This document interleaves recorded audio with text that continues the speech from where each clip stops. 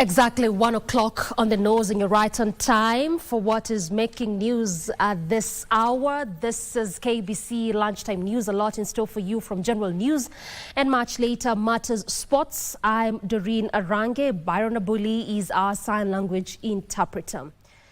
And now, bang worth over 3.5 million Kenya shillings, several crates and cartons of counterfeit alcoholic beverages have been destroyed and buried at the Isiolo Law Court's ground.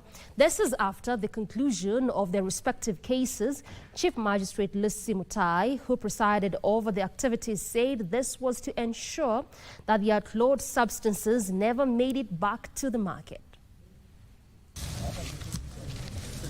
Witnesses watched as 3.5 million shillings worth of narcotics went up in flames.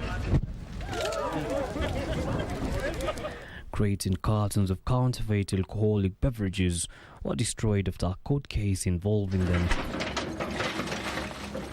We are trying to avoid the bangi, including the alcoholic drinks, getting or finding their way out to the public. We have an experience where we are having liquor that is being peddled around that is either substandard or liquor that has not been paid for in terms of duties, and all of this is illegal, of course. As flames engulfed the drugs and potent portables, part of the consignment was being buried. Such scenes are not new in the justice system. And we shall continue sensitizing our youths to tell them that drug long-term is going to be very destructive and detrimental to their health.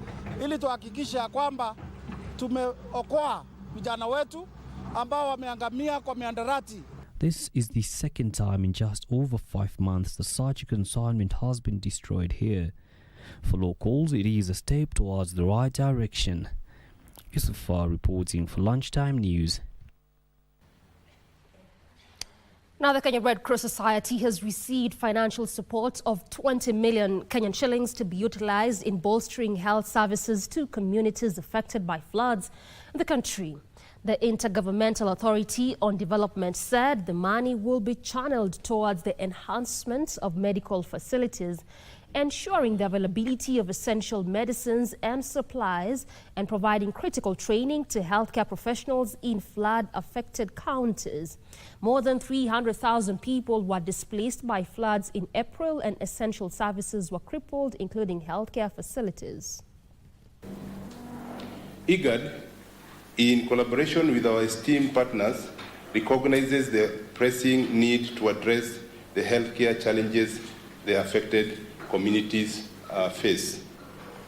I'm honored to announce a contribution of Kenya shillings 20 million dedicated to enhancing medical facilities, ensuring the availability of essential medicine and supplies, and providing critical training to healthcare professionals in flood-affected counties.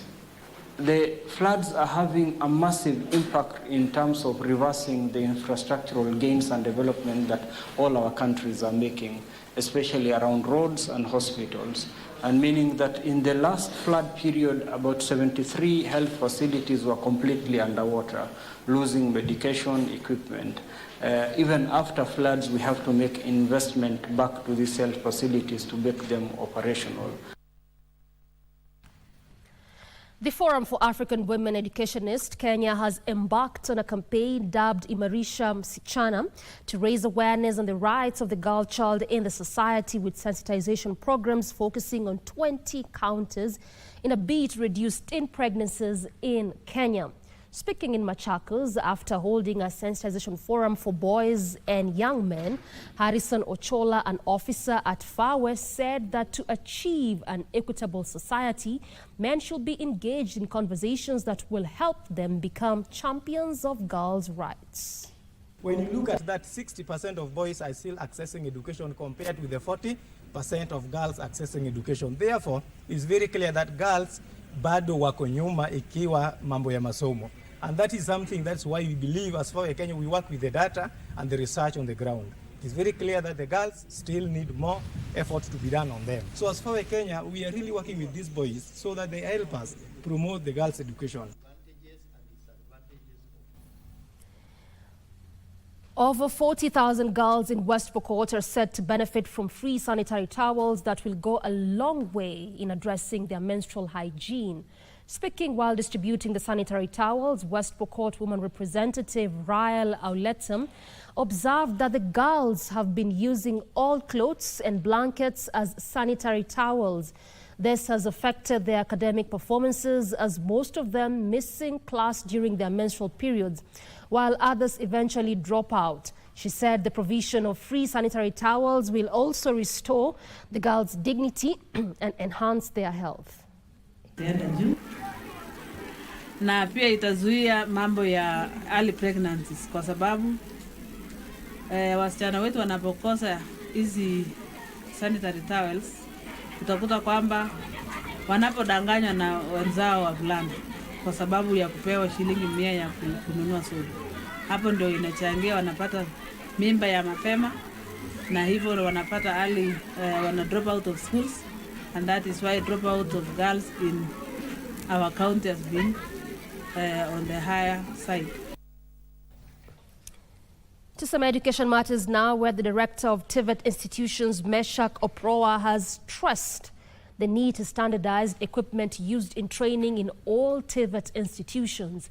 Speaking at Meru National Polytechnic during the dissemination of TVET quality audits, Oproa said the variances in training in technical training institutions under both the national and county governments affects the quality of education being offered.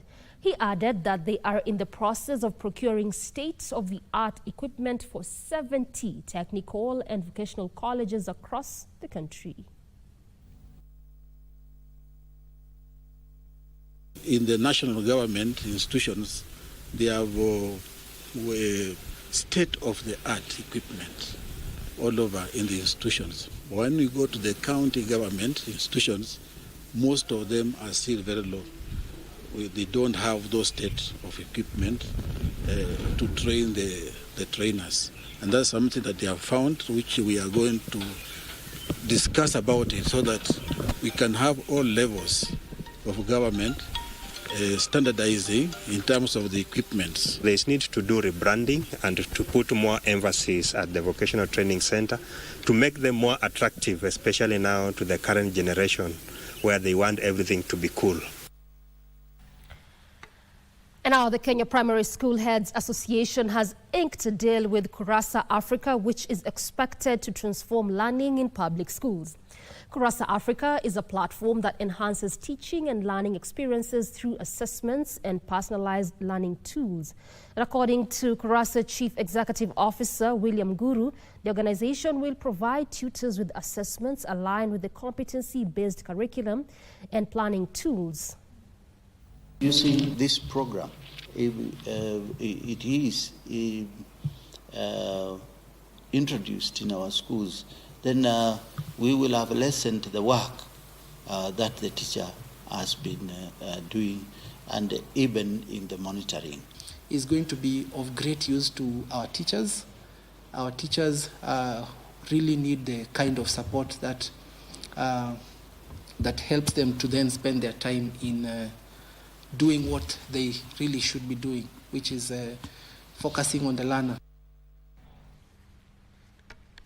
The Rural and Urban Private Hospitals Association Kenya, Roffa, has called on the government to release funds to clear all pending NHIF claims amounting to nearly 29 billion shillings before a switch to the Social Health Insurance Fund. Speaking on Saturday morning, Roffa chairperson Dr. Brian Lishenga said the transition, which has so far been put on ice, is being rushed, calling on the president to extend the time and bring other relevant stakeholders on board for more consultations. Time to do the transition the proper way. In fact, we think that the ruling by the court is a blessing in disguise because it allows the presidency and parliament some room. You don't have to force this. Take some steps back. Say, okay, in our view, the first clause is the transition has to be longer than 1 year. We need to give ourselves 2 years to do this transition, then do everything in a phased manner. Over 50,000 Public Service Commission interns cutting across different professions are calling on the government to offer them job opportunities. They have resolved to protest on Monday to compel the Commission and the government to hold talks on how they will offer jobs to the young generation.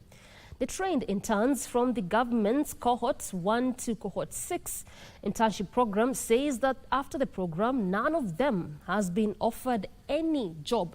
Despite the Commission having various entry job openings, they have decried joblessness and its impact after completion of their internship period.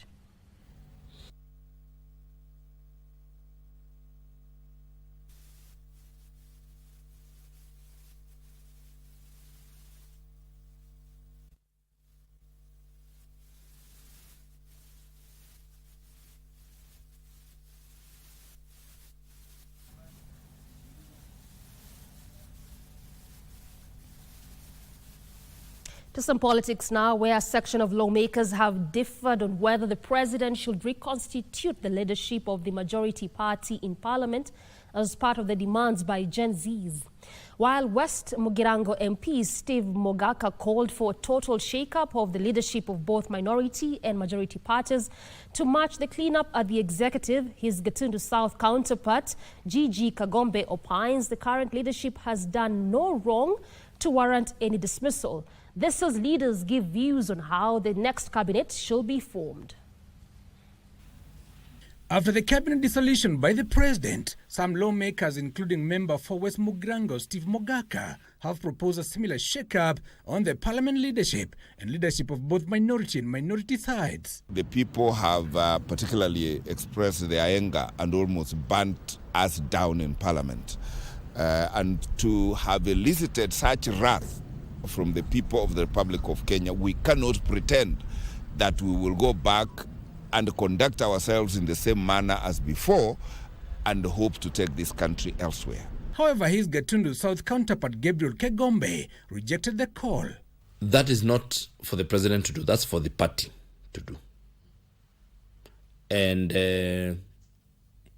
I don't think there's a problem in as far as the composition of parliament is concerned, or the leadership of parliament is concerned.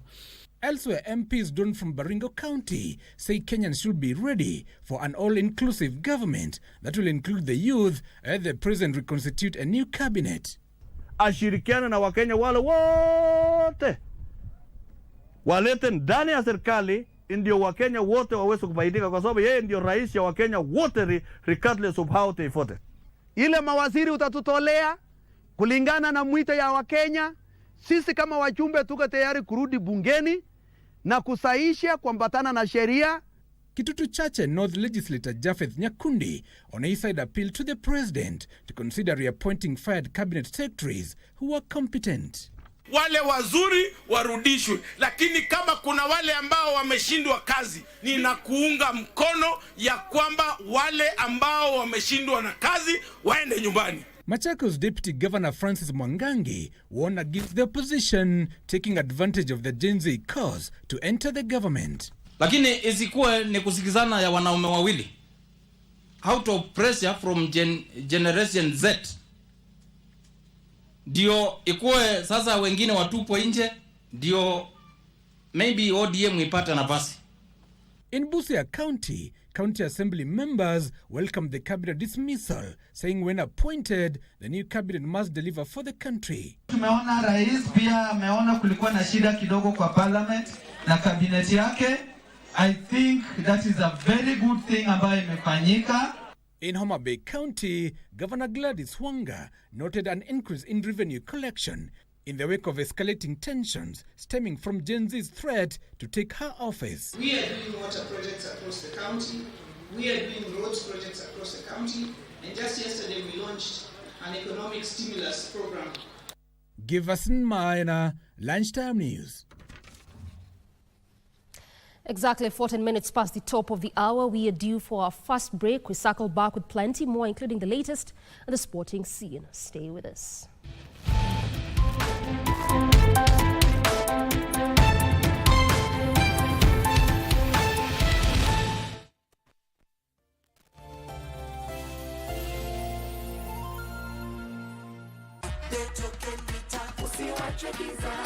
Unajua, token mita yako inahitaji system update. Ni rahisi na ni free. Ukipata ujumbe kutoka Kenya Power, yani SMS, weka kodi ya kwanza kureset, alafu weke kodi ya pili kuupdate ili token mita yako iendelee kufanya kazi kama kawaida. Update token mita yako. Ujumbe huu umeletwa kwako na Kenya Power and Lighting Company.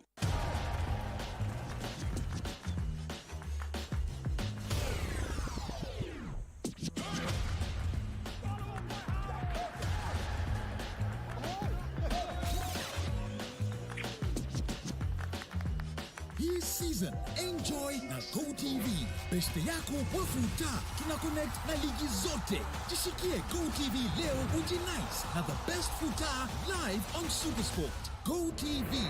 Love it.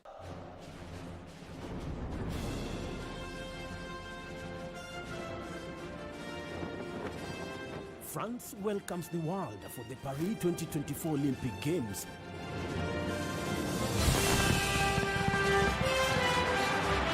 In this edition, Heroic Team Kenya is pushing boundaries as well.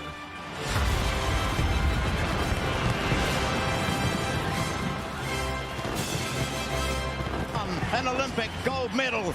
More significantly, Kenya is intent on claiming victory at the quadrennial sporting event comprising of 45 sports that will be staged from 24th of July through to the 11th of August. Here comes a dose for everyone. Yes, it is! For the athlete, it is chasing a dream of a lifetime. And for the fan, witness history in the making, live and exclusive on KBC Channel 1, your true sports partner.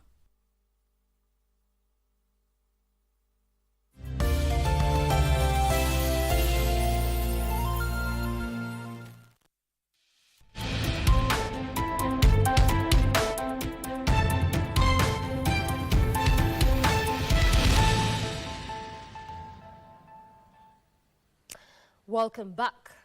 And now Bomet County government has signed a memorandum of understanding with the Institute of Certified Public Accountants of Kenya that will facilitate a structured engagement, ensuring efficiency and strengthening financial accountability in the county. Bomet County Governor Hilary Barchok and ISPAC Chair Philip Kaikai say the MOU will also help in sensitizing small and medium enterprises on importance of filing tax returns and proper bookkeeping in Bomet County.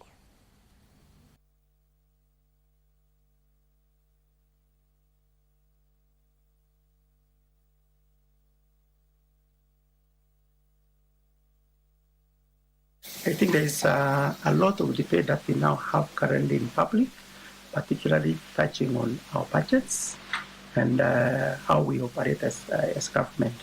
So some of the information that we have in public there is misinformation.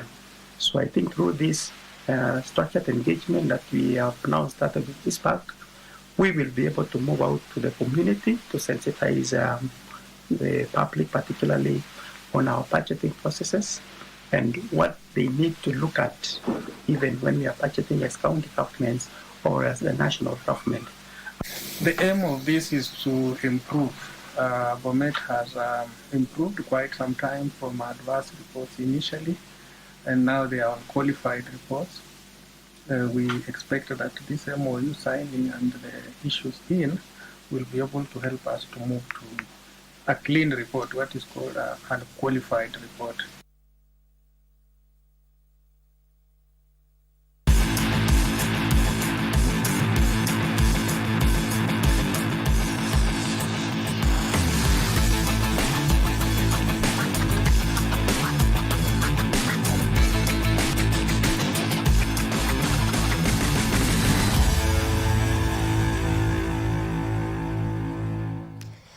Turning the crack to some sporting action now, and Margaret Akidor was the only Kenyan who won a race at the latest leg of the Diamond League Series held last night in Monaco.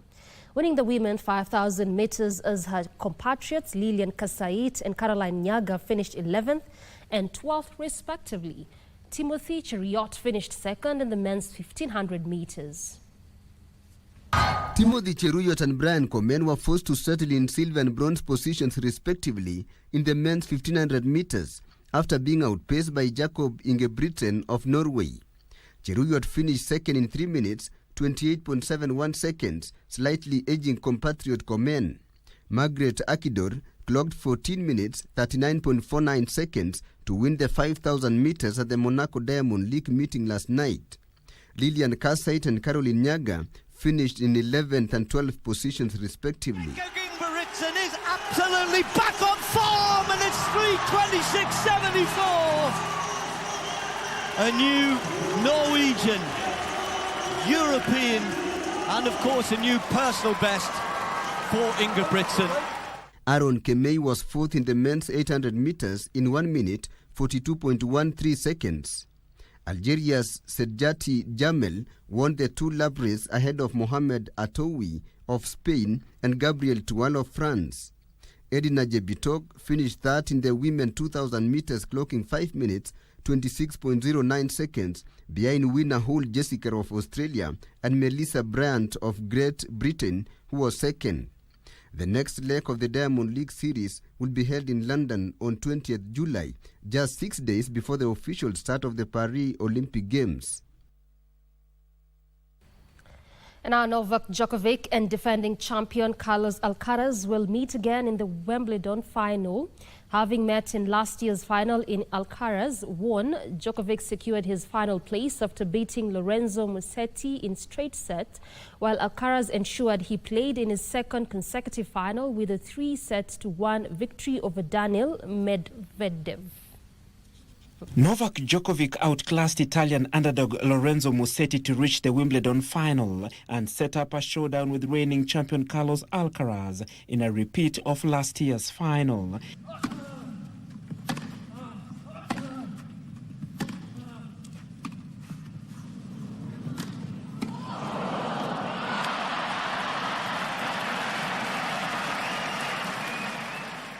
The 37-year-old impressed as he stayed on course for a record equaling 8th men's singles title at Wimbledon with a 6-4, 7-6, 6-4 victory.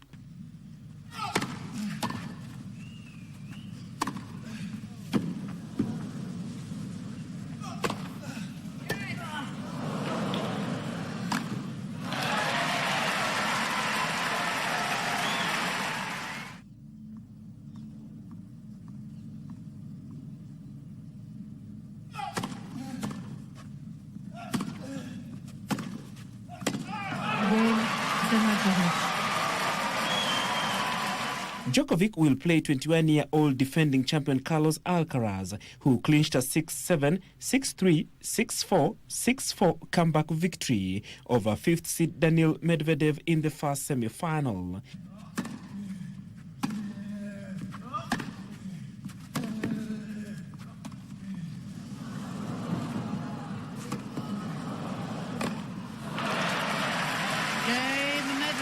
Alcaraz beat Djokovic in last year's showpiece, winning 1-6, 7-6, 6-1, 3-6, 6-4 in a 5-set epic, which lasted 4 hours and 42 minutes and is regarded as one of the best matches in the tournament's history.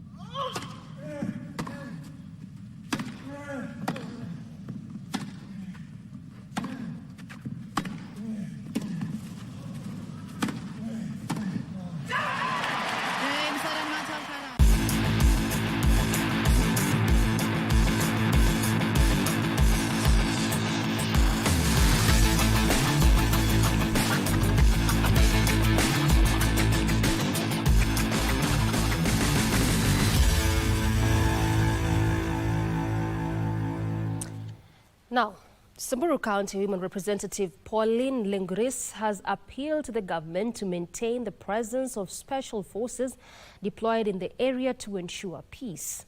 Speaking when she donated relief supplies to internally displaced persons at Loiborkanare in Samburu County, Lenguris termed peace as crucial to ensuring stability and safety for the residents.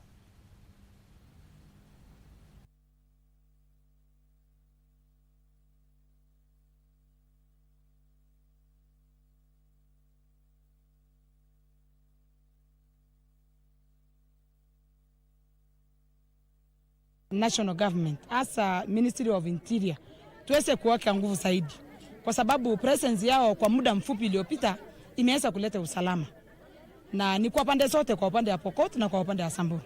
Sisi tunaomba presence yao hapa. Our special forces ambaye walikuwa deployed kwa muda kidogo, tumeanza kuona matunda ya kazi yao. Kwa hivyo mimi naomba kama kiongozi wa hapa wakuwe hapa.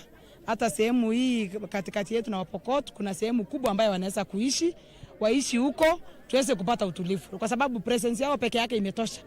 Kwa sasa tunaweza kuona amani, na tunataka waishi huko, Wapokot wakae kwao, na sisi tuweze kukaa kwetu na amani, na kila mmoja afanye maendeleo kutoka katika sehemu yake.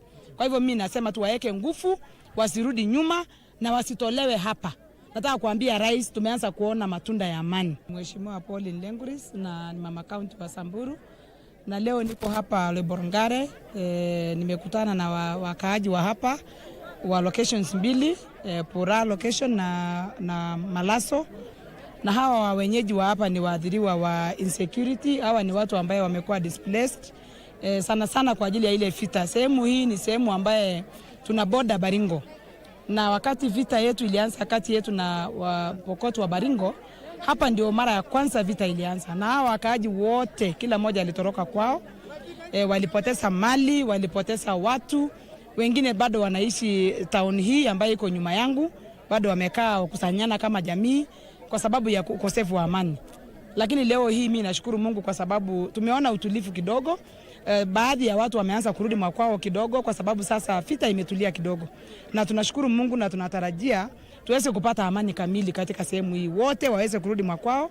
Hawa ni watu ambaye ni wakulima, wangeweza kulima mashamba yao, wanaweza kujitolea chakula, lakini mwaka huu kwa ajili ya insecurity wengi hawakupata nafasi ya kuweza pia kufanya kazi katika shamba zao. Na leo mimi nashukuru Mungu kwa sababu nimekuja na msaada kidogo, msaada wa chakula, ya msaada kutoka serikali, kwa sababu najua wanahitaji sana. Pia tunajua wengi wao boma zao zilishomwa, so kwa sababu hiyo nilienda kutafuta msaada wa mabati, iron sheets, ambaye tumepatia 28 households wale ambao nyumba zao zilishomwa na maadui wakati wa vita. Na leo wana furaha sana kwa sababu najua kutoka hapa wanaweza enda kureconstruct tena manyumba yao, na polepole wanaweza kurudi kuishi katika maboma zao, wanaweza kufanya maendeleo katika shamba zao. Pia tumeweza kuwapatia blanketi, tumeweza kuwapatia mattresses, tumeweza kuwapatia kitchen sets, na pia watoto wetu tumeweza kuwapatia sanitary towels. Na mimi niko na furaha kwa sababu nimeona nyuso za matumaini kwa hawa watu wa locations hizi mbili, kwa sababu kusema ukweli hawa ndio walikuwa wameathiriwa zaidi na ukosefu wa amani. Na leo tunashukuru Mungu kwa sababu nimeona hata nia yao ya kutaka kurudi makwao, kwa sababu hali yenye wako sasa sio hali mzuri. Kusanyana mahali moja, hakuna sanitation facilities, hakuna maji ya kutosha, hawana chakula. So watu wanahitaji to be resettled back, warudi manyumba kwao, maboma zao, ili waweze kufanya maendeleo. All right, time for me to now exit and sit ground for the next program. This has been KBC Lunchtime News. We definitely appreciate your valid company. I'm Doreen Arange. Byron Abuli has been our sign language interpreter. Good afternoon.